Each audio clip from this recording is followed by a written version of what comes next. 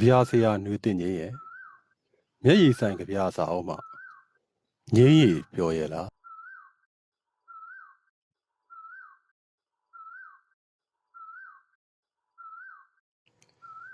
ငင်းရည်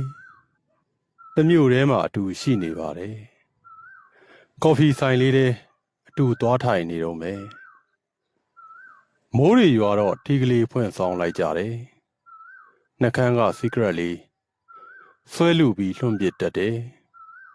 ရှမ်းခောက်ဆွဲမှာရင်သူလဲရှမ်းခောက်ဆွဲပဲလိုက်မှာတယ်အလောက်သွားတိုင်းဘေးနားကအမြဲပါတယ်သပင်တွေကျစ်ဆန်မီချစ်ပေးတိုင်း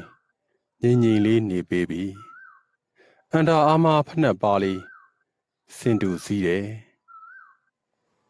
တီရှက်အင်ကြီးတွေရောင်စင်တူဝတ်တယ်ညနေဆောင်တိုင်းပခုံးကိုမှီပြီးနေဝင်ချိန်တွေထိုင်ကြည့်တယ်တိတ်ကြည်နူးဖို့ကောင်းပါတယ်သူများအတွဲတွေငြိမ်းရီငါအဆင်မပြေဘူး